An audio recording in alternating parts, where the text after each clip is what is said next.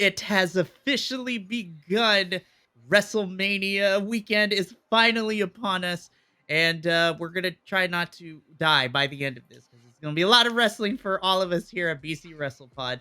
But hello to all you BC WrestlePod nerds out there, and welcome to another rendition of the Raw Squad review, your weekly Monday Night Raw review team here at BC WrestlePod. I am your host, Mikey, and joined for me for the first time in forever and the first time ever since, breaking the news that we acquired a trade for a new member.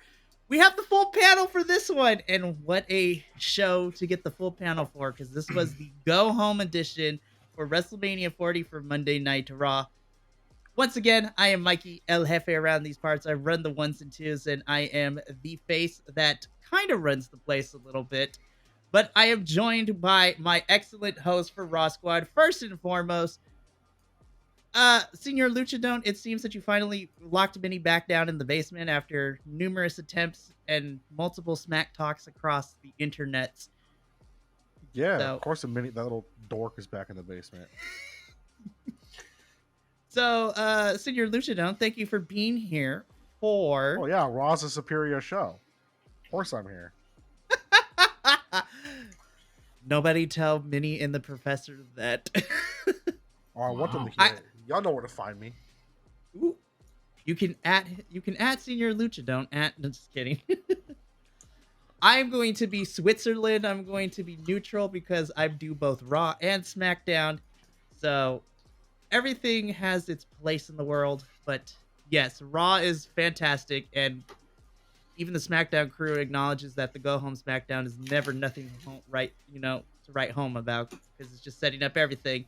And SmackDown's the place where we have the battle royale of all the people that are not going to be at WrestleMania. Sorry.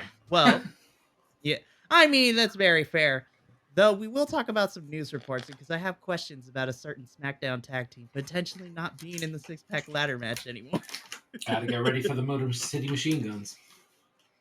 Yeah, we'll talk about that when we get to, everything else. But, of course, last but certainly not least, before I get too ahead of myself, officially having his debut here on the Raw Squad reviews. Well, I mean, he was here before, but now he's here officially full-time. Macho, welcome. This is what a show to join in on for this one. I know. I'm so excited. I'm happy to be here. I'm happy to troll the American Nightmare because, why not? And I'm so excited to see what's gonna go on here. Because the go home show for Raw is the go home show that matters. That is the honest to God truth. Every SmackDown before WrestleMania doesn't mean shit. It's always the go home show for Raw. That's where we get the actual stuff. So it's pretty exciting. I hear we might be doing some predictions, so we'll see. Yeah, so stay tuned with that, because surprise, surprise, the Raw Squad boys are going to be handling WrestleMania predictions too, as we're the only main roster show doing a weekly review this week. But stay tuned, because the stand and deliver predictions are also happening with the NXT boys. So I gotta tell you, the 15-year-old Macho is very excited that our crew's called the Raw Squad. I mean, we're professionals, but let's all be real. Here at BC WrestlePod, we strive for professionalism, but internally, we're all teenagers. Professionalism? The fuck you mean professionalism? We are professional adjacent. We just keep it real. I think that we just keep it real here, honestly. We give our opinions. We're very supportive. We try to keep an open mind, but there will be times where, it's just a fact and not an opinion. So before we get started, disclaimer out there, some things may be said during this review that if you are watching that might not resonate with you, and that's okay. I like to incorporate the words of another YouTuber, Brian Zayn. Like what you like, don't be a jerk. So if we say some stuff that you don't like, just know that these are our perspective and everything we say and do is for a joke. And also, it is a fact, not an opinion, so we'll see where that leads us. But without further ado, let's just rip the Band-Aid off and let's just dive straight into our go-home show. The first hour of Monday Night Raw was commercial-free. Well, when I say commercial-free, free of regular television commercials for those of us that watched it on TV, because we still had our WWE commercials and advertisements. But we kick off Monday Night Raw this week with a 25 minutes to 30-minute promo. I try to clock it in. So let's break this down because this is like a 3-act structure. So we'll go bit by bit and then we'll talk about it. They should have got the full hour. They should have got the full hour. The best part of the whole show happened in the first hour. They go. He goes over every other time, but the one time he doesn't. I know. Right? I was like, this is the. I will say, Rock Final Boss entrance and music is fantastic. Yup. Absolutely agree with you. It is. I love how it kind of starts old school and then transitions into the new, like this Final Boss. This is Nation of Domination Rock, but in 2024, and I love it. I mean, let's talk about him. So Rock opens up Raw. He cuts his promo, and I was very surprised because this is a little more tamed. So basically, Rock sets up everything. We get a recap of what happened last week, where he beats Cody Rhodes and then smears blood on the belt, and the crowd is booing him. And then Rock does a little swerve. He's like, "Listen, I want to show you all something," and he showed like 2 clips of kids crying because Cody's getting beat up on television. Which I was just like, oh, that's devious, Rock. I'm here for it.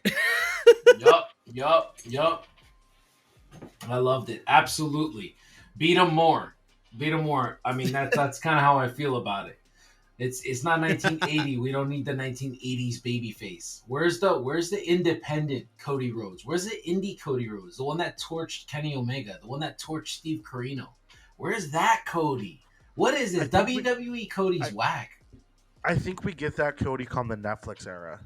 I hope you're right. Because the rumor is that Rocky is really in charge of that, and third hour might be TVMA. That's what I was hearing. Also, I know it's a little bit off track. Do you guys see that they're opening up a third show? Yeah, fourth show? The Speed WWE show. Speed? Yeah. And Ricochet's gonna be the face of that show is what I'm seeing. I don't know. I don't have any issues with that at all. I love Ricochet. I think he's amazing. I was thinking about that. They are, since we're talking about them moving. Is Speed taking the original Monday night slot? Well, Speed is going to be exclusively on Twitter, and these are 3 to 5 minute matches from what I understand. And I also believe that these matches have some sort of implications for like future championships at some point. I have no clue. I think they're still trying to figure it out as they go along, but Speed is going to be exclusively for the social medias, which is a very smart strategy because anything more than 3 minutes, people aren't going to retain the information all that much. But I think Speed's going to be great. Hey, not to pigeonhole people, but Ricochet and Cedric Alexander, y'all can make them the faces of Speed. Let's do that. I mean, I'd like to see Ricochet versus Braun Breaker. That'd be dope. I just need them to run the ropes, and like that. We'll get. Yeah. That's for NXT. I got to save it because I could go on a whole tangent. But Rock opens up. We get this. He shows the kids crying. He talks about that he is a girl dad, so he understands, but he needs to get those parents in line because come Saturday and Sunday, Cody's about to get these hands. He's about to get the break. He's gonna get the bricks beaten off of him, and then we get into the second act in which your tribal chief, Roman Reigns, comes down. Love it. Give me more tribal chief. So he is accompanied by Paul Heyman and Solo Sikoa. Roman cuts a couple of promos, which then enters the third and final act of all this. Seth freaking Rollins. Roman made the Rock break character. I'm not sure if y'all saw that. When they were chanting yeet, Roman goes, "No yeet," and the Rockstar was like, "Oh, looks like he's right about to laugh." Yeah, I caught that. Yep, I definitely enjoyed that. I love it. They had to stop him from leaving because the crowd was like, "Okay." It was fantastic. And then, of course, third act, Seth Rollins comes down through the crowd a la Shield days and basically sets up our main event tonight where Seth originally wants to fight Rock or Roman. Sikoa steps up to the mic, says that he's not fighting Roman and Rock. It's going to be Solo versus Seth. And Rock ends the promo by mentioning that it's going to be bloodline rules for our main event, which as soon as he said that, I'm like, all shenanigans are gonna break loose. So this is gonna be fantastic. Mm-hmm. But boys, this was a 25-30 minute promo. We had 3 different parts to all this. Mm-hmm. So let's just dive deep into what our thoughts were on this whole entire thing, as it took up probably the first quarter of the show. It was really, really high to start. I was like, man, this is spectacular. The Rock coming out. I was like, man, these fans they can't boo the man. He has to troll people to get them to boo him. Roman comes out to what I thought was the biggest pop of the night. I was like, when his music hit, that crowd lost it. You could tell that he matters to them. And I was very excited. And then I was like shaking because I was like, hold up, Seth Rollins is going to face The Rock tonight? Are we going to get an impromptu Rocky match? And then when they said that it was going to be Mr. Owen 34, I was like, nobody wants to see Solo wrestle. This dude has lost 34 straight matches since beating John Cena. Well, I don't want to see this guy. Get out of here. I was like, what a letdown. Just what a letdown. It was. I was really hoping at least to get Roman to wrestle the night before Mania, but yeah, especially after Becky's comment about Roman, how this is going to be a tough WrestleMania for him because he never shows up to work and he shows up once and then leaves. So pulling double duty he might be too tired to retain his title. I was like, hold up, Becky, you need to calm down.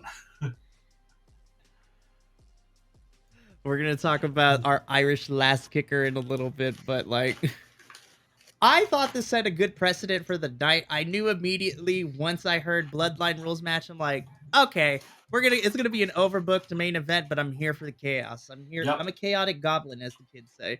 So I thought this was fantastic. Well, I mean, you mentioned Becky Lynch, so let's just jump straight into these kind of 2 segments before we get to our first match.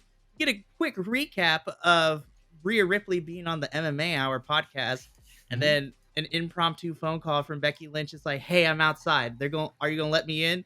Which then they do let Becky in, and then her and Rhea have a full-blown, almost come to fisticuffs argument in the middle of the MMA Hour, which I was just like, my only critique is I was like, we waited way too close to WrestleMania to make this personal for these girls to start fighting, but I'm like, I can get past that because at least now we made it personal. And that, for me, going into this feud, is I felt this is what was missing. Well, that's the thing. We're watching it unfold. When Becky includes social media, when she includes like this version of the man, she's going to sway the crowd. They don't want that. They want Rhea to continue to be the top dog. But Becky can take that position from anybody just by her being her. I mean, this is what she did. I just finished reading her book today. And she talks about it a lot. Every time she was down and out, it was us, the fans, chanting for her in the middle of Charlotte matches, in the middle of Sasha matches. Like, every time she thought, oh, I'm going to get fired, they don't want me around. You know, Mr. Imposter Syndrome, as she calls it. Like, I don't deserve this.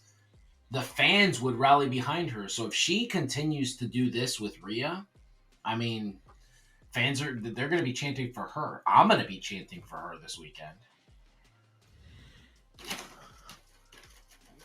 I'm all for mommy supremacy, so I'm going for Rhea. But, we'll get there when we get to our predictions.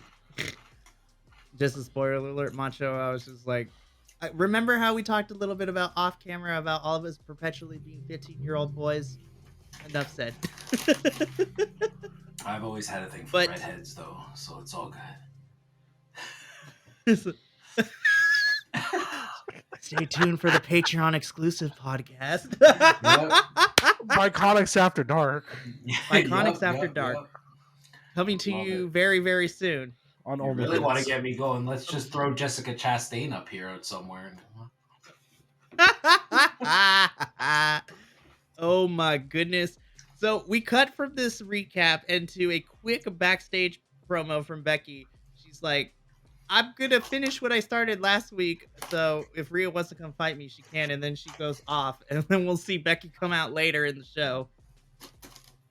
I'm going to wait to dive fully into what this is once we get our quick segment later in the show. From here, we get our first match of the evening. This is an 8-man tag team match, which sees the New Day and DIY taking on all 4 boys of the Judgment Day. this is where questions came up because I felt that this match was meant to go maybe a couple minutes longer than it should have, but it ended up being a quick 7 to 8 minute bout. And I got worried when Johnny Gargano looked like he impaled his skull onto the announcing table when he dived through the ropes. He So I'm did like, go on oh, social Johnny, media don't and get tell hurt. everybody he was fine.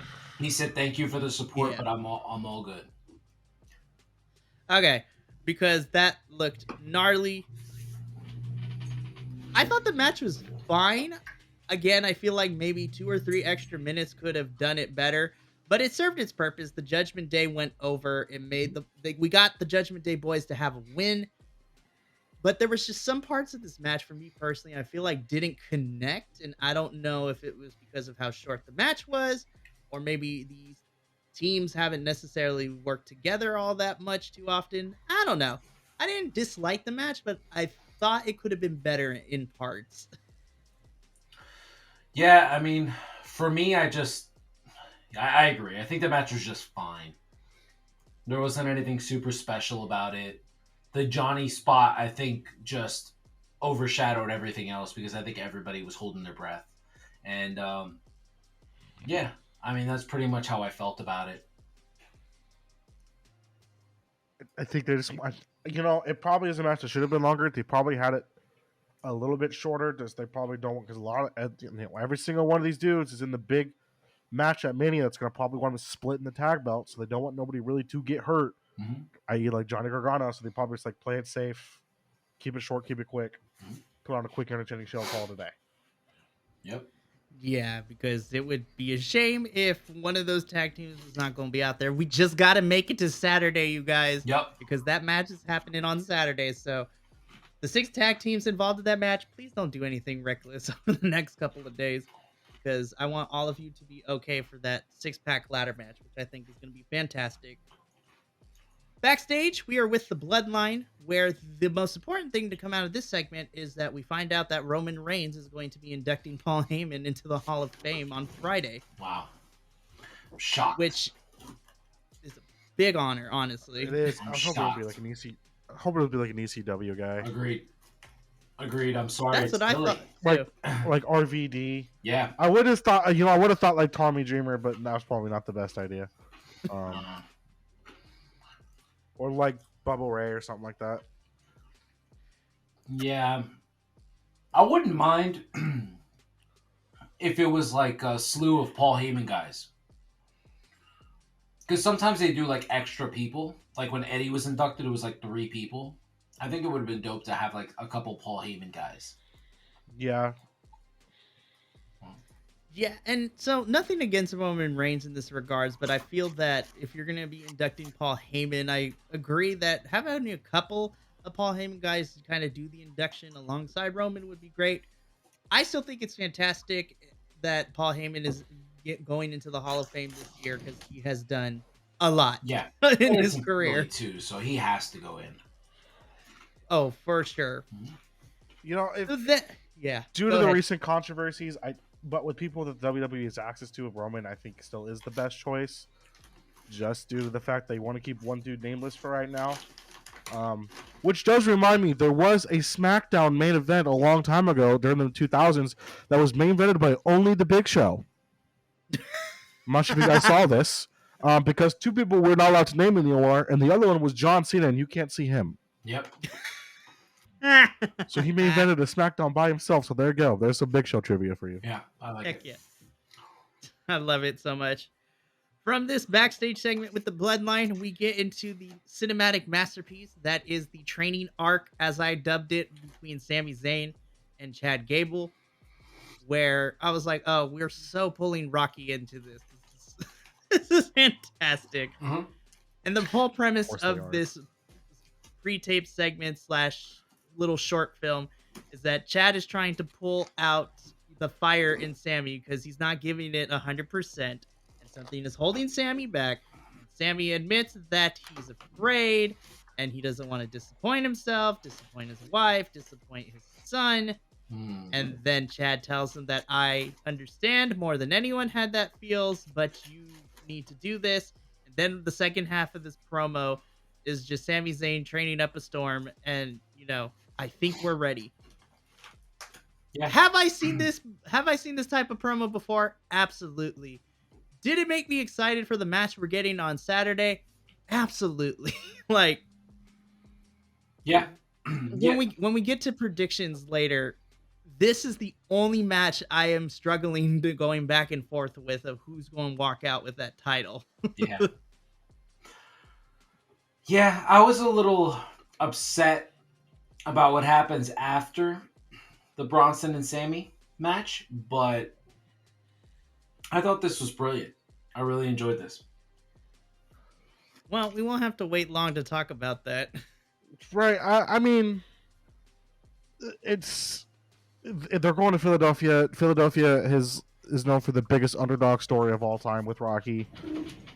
I think they're trying to pull definitely. They're trying to be like, hey guys, look, here's WWE's Rocky, and Gunther is instead of he's the big Russian guy, but he's not Russian, but it's the big Russian guy. And they're trying to pull that vibe. So I it makes sense. It's I like it because I love Sami Zayn. Yeah. So, but I also love watching Gunther just beat the living crap out of people. Agreed. I like it because I just think that this is a really great way to keep Gunther like flawless at Mania. He's so far his first couple Manias, he's working stellar people. This is a great way for us not to have like him have that snooze. You know, that snoozer of a match. It's like, okay, let's keep this guy protected. Let's put him out there with a pro, a guy who's literally never had a bad WrestleMania match. And I think, Right. So that's great. even if Gunther does lose, the match is still like a classic. A fantastic. So Gunther still looks strong even after losing. Yeah. So before we get into that match with Sami, because it happens right after this, quickly we head backstage. We see the Judgment Day, and Dominic Mysterio is kind of causing problems with no communication. Listen, all you folks out there, communication is key in any type of relationship, friend, romantic, whatever you want to do it. Because Dominic didn't mention to the rest of the Judgment Day that he invited Legado from SmackDown to come and hang out with them for Raw for some reason. And Rhea's not too keen and happy about it. Just like, Yeah. I was like, communication is key. Why are they here? Because I invited them. I don't know, Dominic. What are we doing, man? I think Dominic is getting too ahead of himself. He's trying to prove himself, and it's not been working. Dom's messing up. I think he'll be fine. I think they'll be fine. Rhea's not going anywhere. Her and Dom forever. That's just the way it's gonna go. If anything, they'll probably kick out Damien. You know, so that's what I've been saying this whole entire time. And this will not be the last we see in Judgment Day backstage, because we also have another piece thrown into it, which sets something up for SmackDown, which in hindsight doesn't really mean anything, but you know, we'll talk about it when we get there. All right, so now let's talk about this match. This is a rematch: Sami Zayn versus Big Bronson Reed. There was no finish because I was like, so who wins? Oh, okay, never mind. Okay, this is the second match that had that. Oh my God. See, okay. It made sense for the main event to not have a finish. Like, that makes sense given the story that we're telling here. But with this one... But I wanted Solo... Okay, the spoilers, but come on, man. At least get Solo the pin so you can have a victory. that guy's boring. We'll talk about it when we get there, but... Okay, so I don't mind that Gunther beats the bricks off of people. I would have preferred it had it been after the match, because we're getting to the end. Gunther comes out and throws Chad Gable onto the stage. Sami Zayn goes up to check on Chad.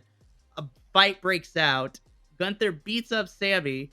Sami is given the underdog, I can still stand, you gotta fight me still. And then Gunther continues to beat him up until Sami just can't get back up anymore.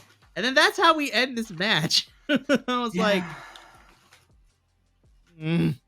listen, I know Sami is the underdog, but this did nothing for anybody.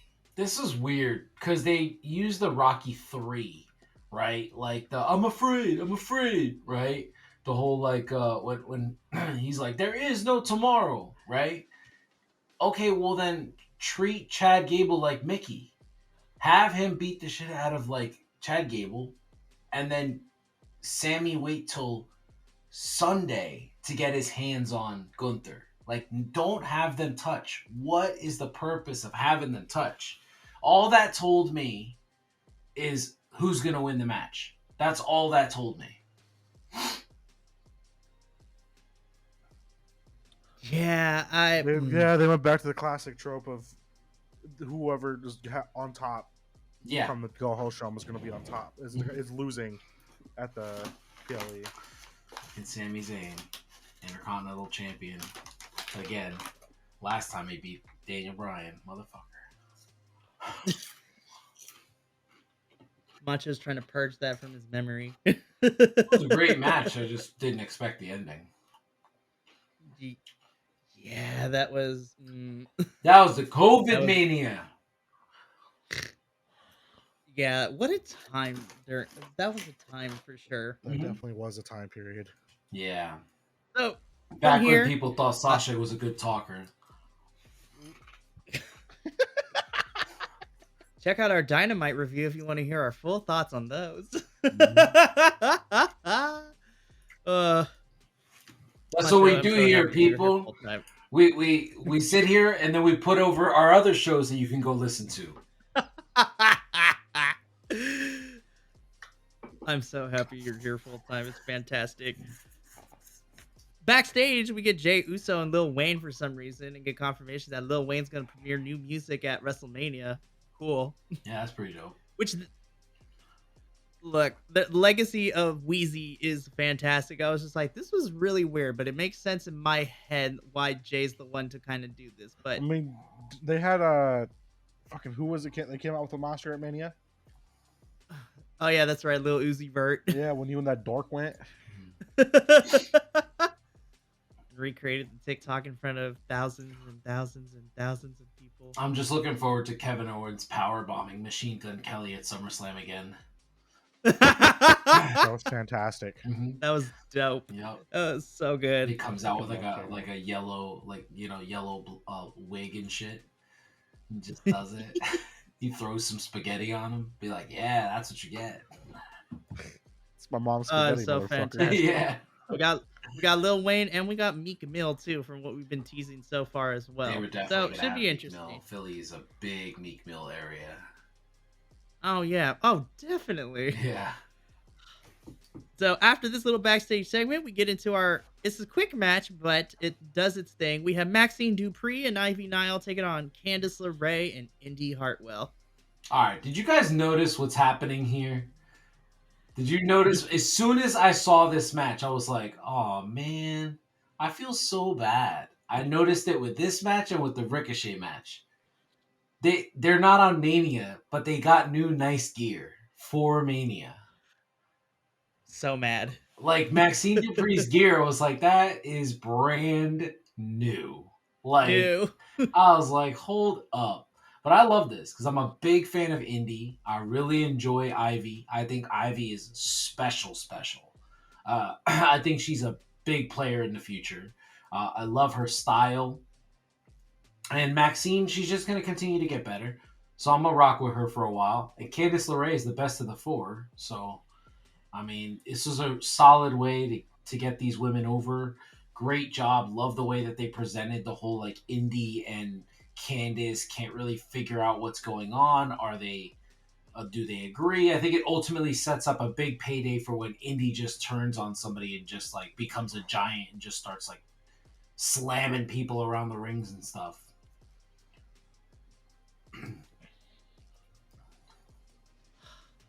I want more for Indy. I'm hoping this leads to something because she went from, and me and Minnie, even though he's locked in the basement right now, me and Minnie can attest to this because we were not anticipating her winning at Stand and Deliver last year in that ladder match. Mm-hmm. And then, unfortunately, she got injured after she had that title defense at Spring Break-In. And then she got called up to main roster while she was still champ too, which was a whole entire weird thing. So, but ever since then, Indy has been paired up back with Candice LeRae. So here's hoping that this is more for Indy because I love Indy. I think she's great. Candice LeRae is fantastic. I'm a big fan of Ivy Nile. And I'm going to be, and like you said, Macho, I want to rock with Maxine because I think the ceiling is so far for Maxine that she has so much potential in there. I can see it. Just with a little more training and a little more direction, she's hopefully will be a stable in the women's division for main roster. I love that Trish made the comparison to herself. And she said she was essentially the same person. When she started, people thought she sucked. And that was true. When she was in TNA, when she was with Test and Albert, she was awful. She was really bad in the ring. And she slowly just kept getting better and better. So I love that because Trish has turned out to be the Mount Rushmore for the women. So, I mean, if that works out for Maxine, if she's half the person Trish Stratus is, then we better watch out. Oh, Well, for we've sure. seen that Maxine is athletic as hell. She's Yeah. just like, there's like just one or two small things missing, and then once they'll start clicking, she's gonna be a force. That was a nice drop kick, too, at the end. I was like, Oh, it hold was up, so she good. got up there. Those cheerleading skills got up there. Let's go. She's just missing those one or two things. Once Mhm. she gets those one or two things locked in, she's going to be a phenomenal wrestler. What is going on with the women now in WWE? They're all fucking tall. She's 5'10", Indy 6 foot.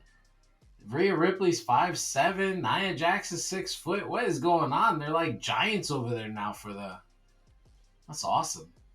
Was also, I mean, look at what is the Katana Chance and those two? Yeah, Ah, Like they're like barely taller than the middle rope, I know. but they're some of the most athletic wrestlers on the roster. Yeah. so they're really one of the few real women's tag teams that we have on main roster too. So Mhm. they are so good. I think they're fantastic.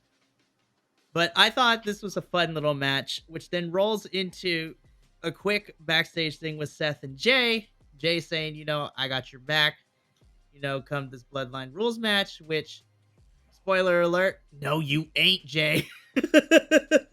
Jane just Which got will- bodied. Yup. I'm saving it because the majority of our discussion is going to be this main event because it was wild. Yeah. Which then we get into the best promo of the evening Yup. with Drew McIntyre in this funeral home. Drew held nothing Look back in my and had no eyes, chill. what do you see? CM Punk has no match in Philly. I loved it. Can't believe he said that shit. I was like, this guy is such a cornball. I love it.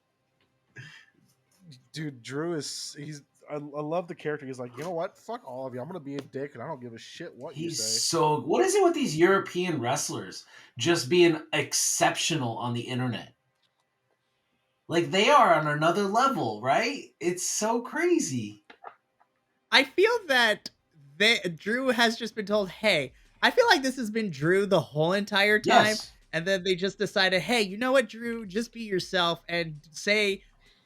Now, obviously, keep it within the lines of certain things, but just go off on the internet. Like, say stuff on Twitter that's gonna make people mad, or just be hilarious with the meme. Yo, he said, I got my own emoji for WrestleMania. Look at Punk's, and then he put the poop emoji.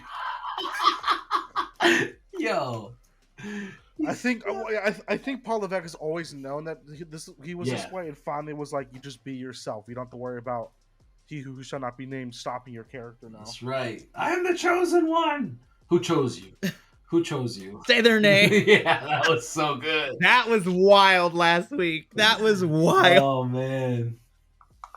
These last 2 weeks on Raw have been like the Wild West. It was fantastic. Yep. And, even though we're focusing on Monday Night Raw, see what happens when you let wrestlers just be their authentic selves, because it is some of the best stuff. That's what changed the You game got- in the 90s. Exactly. I always bring this up because she is one of my favorites too. Now that they let Nyla Rose just go off the handle on her social media game is probably some of the funniest stuff on the planet. I think it's fantastic. And that's why we at Ring of Honor love her so much, because now they just let her go off the cuff. It's like, just say and do random things, and Nyla Rose has become one of my favorite things. This reminds me. You said the Wild West has made me think about this. I'm going back to the Rock promo. You know, the one time the Rock started cussing during his promos when he told all the kids to pay attention. Yeah. He's just... I noticed that when he goes, say your kids in front of the TV and let me Uncle Rock drop some gospel on you. I'm gonna kick his ass. And I was like, oh, now he starts cussing when the kids are paying attention. I love it. He did it on purpose. He's so good. Drew's on a whole nother level right now. He's literally his character right now. He's just an internet troll, and I love it. Yeah, he is spectacular. He's really good. He's an internet troll, but I am not annoyed by his behavior because it is still done in a very fun way. And look, he wasn't physically on the show in terms of like in the arena coming face to face because Seth was busy in Bloodline Land. But I am super excited for Drew to take that title. Spoiler alert, but you know. Oh man, I'm so excited. You have no idea. We are gonna get all that during our predictions video. Yeah. Stay tuned for that. That's going up later. Yep. Anyways, so then we get into probably my favorite match of the evening, just because it's Ricochet, aka Prince Puma, aka I don't remember Ivar. Also, too, I gotta give credit. Ivar, Ricochet versus Ivar. Man, I'm just like, how can you watch this match and remember anything but the fall away slam? ooh, Yo, I was like, no way. He caught him and carried him. I was like, Ricochet. Like, Prince Puma. Some Puma came out there. That's what was said. The Puma came out there. It did. as the kids say, he was standing on business. Yo, he was. Did you see Samantha Irvin's face? There's got to be something there. They got to do some kind of storyline with the two of them, like Macho Man and Miss Elizabeth or something, because they are just... I love watching them together. I just love it. Samantha Irvin's reactions to any match is always fantastic. Yes. When they catch her and put it on the social media. I was just like, I feel like that would be me. If I was a ring announcer, I'm also a fan watching the product in front of me. So I have a bold statement to make about Samantha Irvin. I would legitimately, if I were Triple H, I would put her on the private jet. I would tell her, I'm sorry, you're working Raw and SmackDown. Oh, you're worried about transportation? Don't worry about it. You come on the jet with me and Stephanie. Because she's that good at her job. I don't know who that other schmo is that be doing the announcements, but it's got to just be her.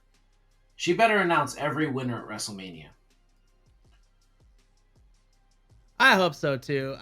Samantha is fantastic. I love her so much. She's but very good. This match, and you know, we've seen various iterations of Ivar and Ricochet be in different matches over the last 2 months or so on SmackDown.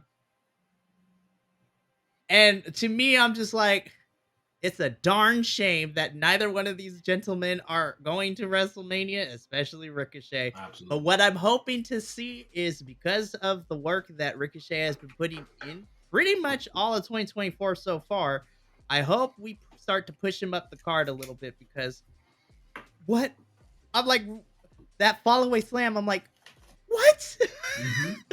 That was so cool. It was ridiculous. Then he brought back the 630 too. Oh, dude, I was like, goodness. Ricochet picks up the victory here, and he's waiting for the Judgment Day boys to come on out and like fight him, which then fades back into where Damian tells Dom, hey, you need to take care of this Ricochet problem because I'm tired of him making us look like a clown. Which then Dominic says, you know what? JD is in the Battle Royale. JD says that he's going to take care of them. Dom says that JD should, but just in case JD fails, and JD kind of took it personal a little bit after that little statement, Dominic says that he has an insurance policy in the form of Andrade, who comes in. Andrade and Damian talk a little bit in Spanish, which was fantastic to see. I'm like, look at all this melanin in the room. Yeah, man. I love it. I think something's happening here. There's definitely a shift. There's a shift happening. You know, say what you will about Mr. Charlotte Flair Andrade, but I'm excited to have him back in WWE, and I'm thinking some things are going to be happening post-Mania that involve him and Damian Priest, which has me super excited because I think those matches have the potential to be a lot of fun. Yep. Absolutely. So we cut to commercial. We come back. Becky Lynch comes into the ring. She says the quick thing where she's like, we're not going to talk. Rhea Ripley, get your butt out here. We about to fight. Adam Pearce tries to do his job saying we're not about to fight. Rhea Ripley is having none of it. Man. Comes out anyways. She gets stopped. She's like, all right, fine. We won't fight. Throws the title at Adam Pearce and begins taking out security one by one. And we just see the shot of Becky and Rhea making their way to security until they start brawling. And then security is trying to pull them apart, which leads into, once they get pulled backstage, they're still fighting each other and having to be sent in opposite corners of the arena. It took Dom to calm down Rhea, and Adam Pearce, she's screaming at the top of his lungs, "Control your mommy." Listen, let's give some respect to Scrap Daddy Adam Pearce, because listen, he to just have a title thrown at him, that man is a phenomenal worker. It's just like, I feel like he's so underutilized. I don't know if he's got the Corey Graves issue, why he can't work, but that dude was such a great NWA champion, and to watch him in this role, and I felt like whenever he does these things like control your mommy or calling Ronda Rousey the B word, whenever he gets to just be himself, he's just spectacular. That clip that's making around the internet when you cut the promo against Ronda is just like, oh, so people are funny. just bitter that she spoke the truth. Wah. But I love me a good fight, a brawl before WrestleMania. I was like, oh, they're going to kill each other at Mania. I'm kind of here. I'm so excited for them to try to murder each other at Mania. It's going to be fantastic. Yeah. So from this pull apart brawl, we get a quick Dakota Kai promo with Damage Control. Can I just say, I might be in the minority here, but I'm so happy that Dakota Kai is now cleared to be in the ring again, because I feel that between her and her team kick partner Tegan Nox, they have been plagued with the injury bug for so long that it's nice to finally see Dakota Kai. And I like that she is being given the heel role in this, because when she was a heel in NXT, when her and Raquel were feuding, I thought was fantastic. But she cuts this promo on behalf of Damage Control, talking about how she and the rest of the Damage Control girls are going to go out there tonight. They're going to rip apart Zoe, Shainea, and Tegan. And then Io is going to be taking care of Bayley at Mania. And then Damage Control is going to be taking care of Jade, Bianca, and Naomi. I have unofficially named them Black Girl Magic because it is fantastic. Because, Ooh, I like that. Again, all that melanin on that WrestleMania card is fantastic. We'll talk about that during. I would love to be that in that Oreo. That, I'm just saying.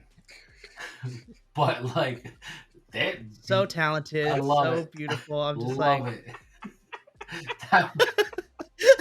Senior Lucha, don't stay in kayfabe, stay in the character. That is more details in the predictions video. Can we talk about our girl Tegan, that she got to be on TV before WrestleMania? That's that is just awesome. Good for her. I mean, she takes the job here, but she's so spectacular, and I like her with it. Like, if they make like a 3-person group with Shainea, Zoe, and Tegan, I think that could be beneficial for all 3 of them. Like, what's that dude's name? Stone from NXT. Oh, Robert Stone. Yeah, like, make him their manager. I think it works because Shainea has some comedy. Like, Shayna's really funny. Really her TikToks funny. Are hilarious. The disrespect on Shainea Basler has been so, like, I don't even know where it comes from. It's like people think she's not a good wrestler or whatever.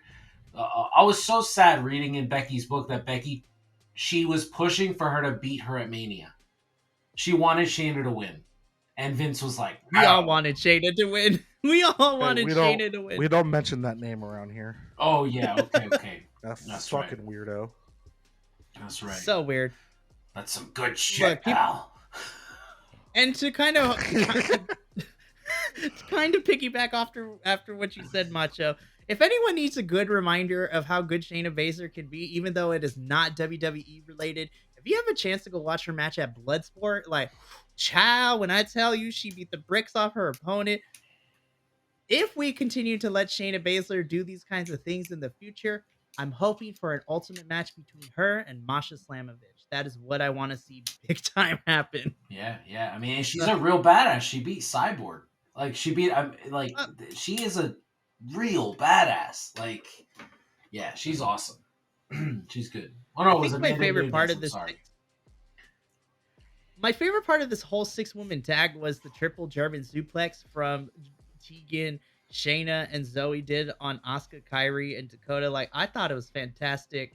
Of course, Tegan does take the pin here, but this was a fun 6-woman tag. We got to Shayna, Tegan, and Zoe on television because they're not going to be at Mania. Mhm. But it also gives Damage Control a win because they're about to be beat by the most dominant force in WWE currently. What does that mean I'm for like- Asuka's WrestleMania record? See, now you reminded me, and now I'm sad again. we're gonna talk about how sad I am in the predictions video because, yeah. So we get our bumpers for WrestleMania. So social media already released it, but we get Michael Cole and Pat McAfee running down the schedule of everything, which is chaotic AF when I looked at that graphic. Can I talk about the fact that I like how Pat McAfee is supposed to be the heel commentator, but he's just too damn funny, and there's really no true heel commentator on the team. Yeah, he's The entire time he kills me because he was like just like cracking jokes in the middle of entrances and stuff like that. It was great. Yeah. It's really hard because Pat McAfee is a fan of, what he's watching in front of him. So it's really hard to get him to be a heel and be a fan at the same time. But again, I agree with you, Luchador. He's just be cracking jokes and just dancing. The best bits is when he does Jay's entrance when he's on the table and he's doing the bouncing. He's just doing the motion. The best is when he was doing it and Gunther stopped and looked at him and he like stopped. And then he did it again. Oh my god. It is ridiculous, but we get our matches for WrestleMania 40. So 7 on Saturday, 6 on Sunday. Perfect. Which then leads into a quick backstage interview with Seth. And then he has a run-in with Drew. And I've said this on previous reviews, but I love the continuous shots. But Drew killed me in this one. Oh my god. There's always a plan B. That's dumb. If you letter your plans, you can only have 26 of them. What's so stupid? Oh my god. Just so Drew is like, stupid. oh, absolutely. But did my dumb brain enjoy it? Hell yeah, I did. Listen, just the two of them. man. I loved how this set the internet ablaze. Oh, he's definitely betraying Cody. The whole Plan B thing. No, Cody was his Plan B. What the what's wrong with people? Everybody wants so like the big thing I'm seeing everywhere is Seth is going to betray Cody and John Cena and Stone Cold Steve Austin are going to get involved somehow. Why? Why? Like, I don't even Because of what happened last Monday.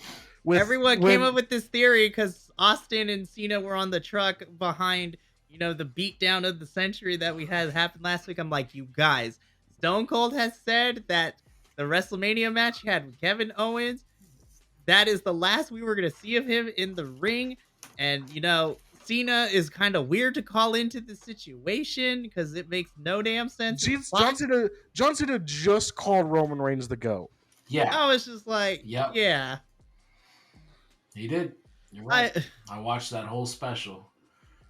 The internet is such a weird place for sure. But again, Drew killed me in this one. Mm-hmm. And he's yelling at Seth. And I've said this before. I love that we're taking risks now because I love these continuous shots that we're getting of just going from backstage to the entrance ramp for the entrances. Dude, the camera work since once his name's been retired has been fantastic. Mm-hmm. I can actually focus on what I'm watching. My eyes don't hurt after watching 50 million jump cuts. Mm-hmm. I was like, all right, who hired the freshman videographer, class out of the local art college? Like, what is happening? His name was, was it Kevin Dunn? Is that his name? Yeah. Yeah, that's because the internet, every time they do something leading from Gorilla to like the live audience, they're like Kevin Dunn. he would never do this. Like, that's how the internet reacts. But they see any shot that's more than 30 seconds of continuing without a jump cut, they're like, Kevin Dunn will never. Yeah. This is a television show. This is not social media. This is not a YouTube video. You can't be cutting every 5 seconds. Yep. And as someone who edits these videos now, I understand the joke and it hurts, but I'm laughing so hard as well. So, okay, we've been hinting at this. We've been cracking jokes about it. But now let's get into the main event of this evening. Seth Rollins versus Solo Sikoa in a Bloodline Rules match. Obviously, there was no finish because of the shenanigans. It was really fast. It really... So, okay, I have a bone to pick with the audience. Look, I am a person who has a propensity for violence. I love me some good old tables and some other weaponry. Best match ever. There was 2 tables. Best match ever. 2 tables got broken. Fantastic. Shout out to our friend Uriel, who is, the origin of that joke. But I need the crowd to calm down because, it was only 30 seconds into the match, and everyone's like, "We want tables." I was like, "Y'all." Seth did the dive, and as soon as he picked Solo up, they were chanting tables. I was like, "You guys, I need y'all to calm down. These are supposed to be reserved as quick time event cutscenes. You cannot just 30 seconds into the match and then pull out a table and then throw someone in it." I was like, "You got to build. Why not? You have to be patient." Well, we like our tables. I was happy when The Rock came out. I was just okay. Yeah. This was a lot. The match itself was whatever. It was hilarious. Jimmy came in, did his thing. Jay came out, did his thing, came over to the ring. Jay goes behind the curtain, and then not even 3 seconds later, Jay goes flying back out. Didn't it remind you of the Spirit Squad when Shawn Michaels made his return? That shit was that's exactly what I thought. The same thing. I was like, oh my god. He just gets launched out, and here comes final boss Dwayne The Rock Johnson. Loved it. Who just took Jay and made him look like a little kid. I loved it. I thought it was great.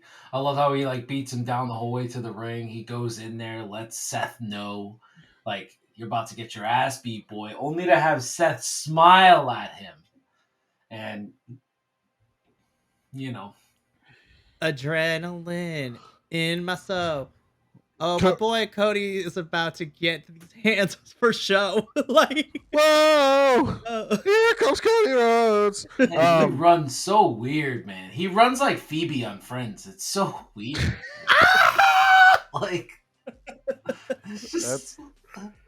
But in case you don't forget, The Rock could sell because he was selling the fuck out of those punches. Yo, he made Cody look like every punch mattered. He took a back bump. Then he let Cody put him on on the announce desk. I was like, hold up, The Rock is he's ready for Saturday. He's ready to start bumping around.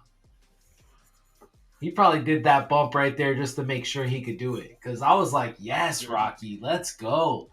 Give me an oversold move. I want to see him oversell the curb stomp just to see how he does. It's going to be so great. I'm super excited. I think he's gonna oversell the bionic elbows. Cody's gonna. Oh my god, yes! Give me that. Like when he did it to Avalanche, and then he does it twice, and then when he does do it the third time, Avalanche just falls. Well, they were Avalanche turned and was dancing. Yes, almost. I loved it. I just saw that clip the other day. So good. Oh man. Oh my goodness. So Cody's out there. He tries to get Rock through the table. Doesn't happen. Move. He tried to hit the rock bottom on him. Fucking jerk. I'm like, Cody, that's not going to work here at Raw. And I don't think it's going to work at WrestleMania either. But you know what? You tried. Even though you failed at it. Which then prompts, the tribal chief to be coming out. And then just chaos breaks loose. Seth and Cody get the brakes beat off of them. The belt comes off. And they start whipping Cody, and I love the meme that happened later. It's Cody is kind of used to this at this point, and it shows him in AEW, him right here getting whipped, him and Seth Rollins just get destroyed. This is nothing compared to what Wardlow did to him. Nothing. This is these are easy. The Rock is hitting the ground when he's hitting him. You could tell he's not fully. But when Wardlow and MJF hit him with that belt, they were whipping him like my abuela used to whip me. That was rough, But yeah, I loved it. I love the whole just whipping them, and then like I don't know if you guys saw the clip after the Rock even whipped the ref. It's just so good. Oh man, it's just I love watching like Roman out there. This told me everything I needed to know. As soon as I saw this, I was like, Cody just got his ass beat back to back Raws. Yeah, yeah, that kind of tells me what's happening Sunday. I hope so. Again. He's gonna get beat again. I mean, I hope you're right, but I don't think that's right. I think they're yeah. Well, we'll talk about it soon. We're gonna talk about it in a separate predictions video that we're gonna be doing, but the final image that we get as Raw goes off the air on TV or whatever platform you're watching this on is Cody and Seth are a mess on the floor. They've been beaten. They are just... Cody got beat again. You mentioned it. Cody got beat up 2 weeks in a row. You deserved it. Like he got his lunch money taken away from him twice, and Rock and Roman are standing victoriously as Raw goes off the air. Gentlemen, that is our whole entire go home show for Monday Night Raw. So let's do our final rating. So the go home show for Monday Night Raw that took place Monday, April 1st, 2024. You know, I don't even know where to begin because this show had a lot of good things and it had some questionable things. So what is it rated out of 10 or out of 5? We're going to do out of 10, and we are still using the empanada scale. So. Pues mira, te voy a decir algo. I'm going to say I'm going to give it an 8 empanadas. This was 2 empanadas short of a great Monday Night Raw because, yeah, I think my only complaint is that Cody wasn't hit like 5 more times with the belt. That's my only complaint. Because he deserves it. Because he's been the most boring part of this whole set. Like, those promos he's been cutting, I'm like, that's not Cody. That's not the Cody I felt. That's not the Cody that I bought your t-shirts, man. I don't know who this is. This is like a shell of himself. It's like Bizarro. This is Senator Cody Rhodes. Yeah, this is weird. This is weird. Like, all this money I spent on you, bro. Bought my son your fucking stuffed dog and everything. And this is what you give me? This is what you return to me? Pendejo. Well, damn.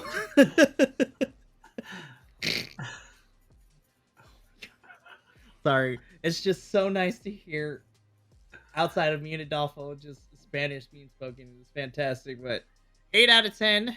Senor Luchadont, how do you rate this Monday Night Raw? I agree. 8. It was an 8. I wish the women got a little bit more time for the matches they did have. Oh, yeah. But other than that, there was not a lot to actually complain about this Raw. So it set everything up perfectly for what they needed to do it for Saturday, Sunday. Really good go home show. I am going to be in unison. I also give this an 8 out of 10. And honestly, and I could say this because we were at WrestleMania Live last year. I think this is probably my favorite go home for Monday Night Raw for a WrestleMania in the last maybe 3 or 4 years of this company. I think this is probably one of my more favorite ones. Hopefully, and this is predicting because we will not be doing the Raw after Mania, given the fact that we'll be doing other, pay-per-view. We're doing the pay-per-view reviews for Night 1 and Night 2 next week, but I'm pretty sure that I'm hoping that we don't waste our time like we did last year because I will never get my time back. Me and Minnie, who's locked in the basement right now, will never get our 3 hours back that we decided to watch the Monday Night After Raw together live on my television when he was down here. But that was a bad WrestleMania. Oh my gosh. I tried to purge it from my memory. And Macho, you didn't even know us at that time, but like if you knew us at that time, I was pissed. I was like, the only good thing was the pizza we ordered. Yeah. Oh my goodness. But this Raw has me super excited for WrestleMania. I'm stoked. I can't wait to do this. And the 3 of us are gonna get out of here for Monday Night Raw, but don't go nowhere because later in the week, you will see a certain WrestleMania predictions video coming up shortly before. Trust me, the gauntlet has just begun, and the BC WrestlePod boys are here to cover all the WrestleMania goodness from WWE to the other promotions that are doing stuff as well. So this is going to be fantastic. But from myself, Macho, and Senor Luchadont, remember, take care of yourself, love one another, stay iconic, but more importantly, more than anything, you deserve to finish your story. I just had to throw it in there. We will see you for the live coverages of WrestleMania.